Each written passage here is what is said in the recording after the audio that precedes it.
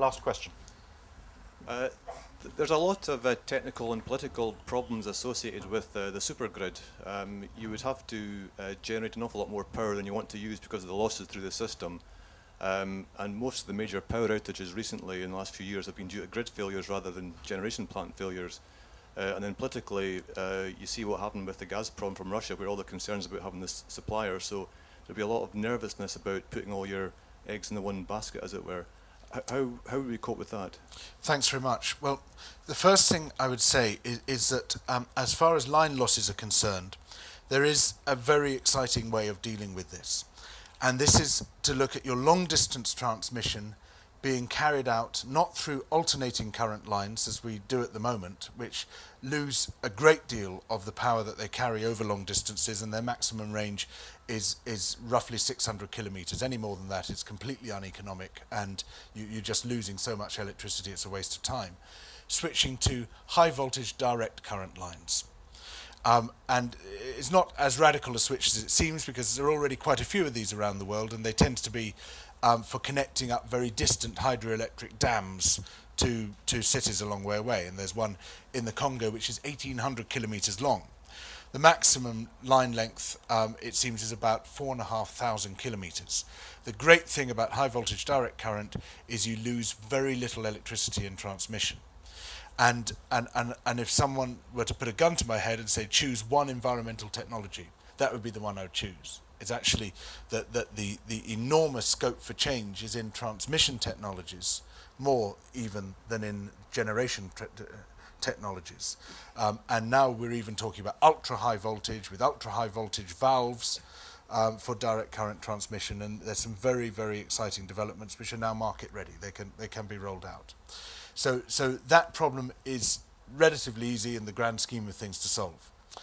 As for the issue of grid failure, well, there's several elements to grid failure, but one of them is the reliability of supply from the different components of the grid. And generally, the more connections there are in the grid, it's a bit like an ecosystem, the more robust that grid tends to be, because the more sources of power you have, if any one source of power fails, you've got many, many more sources of power to rely upon. Which is why, for instance, we've already built an interconnector between ourselves and France so that we can fall back on French supplies if our own supplies fail. The more of those interconnectors you have, the more robust your grid becomes. And the fact is that we rely on that robustness of the grid already for just about everything we do. If the grid fails, everything fails, the whole economy fails. So it has to be robust, but it seems to me that the proposals I'm discussing make it more robust rather than less robust.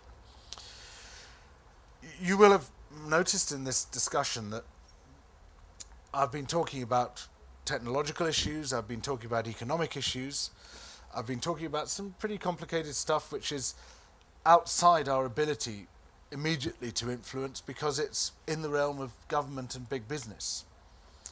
But what I haven't talked about to a great extent is the political issues. It's a political transformation that has to take place if any of these things are to happen. And this is the critical issue, really, because without it, nothing can happen. And the reason I haven't emphasized this is that I believe it's not down to myself alone to make this happen. It's down to you to make it happen.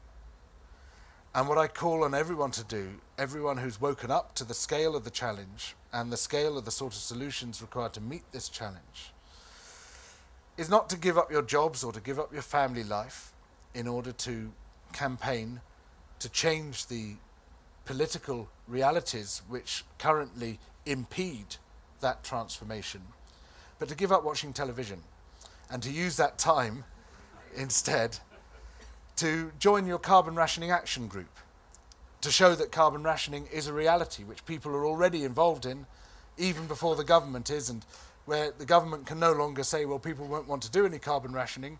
We can demonstrate that actually people are doing it, even before it's compulsory. And the carbon rationing action groups are set up all over the country.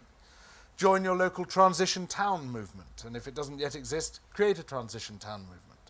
And we're seeing transition towns springing up all over the United Kingdom, where people in the town are getting together to try to make the transition from high energy, high carbon living to, at the very least, low carbon living and possibly low energy living as well. And to get involved in the political campaign of lobbying and bellyaching and making a thoroughgoing nuisance of yourself until the government recognises that ignoring you is more politically costly even than ignoring the Confederation of British Industry. Thank you very much.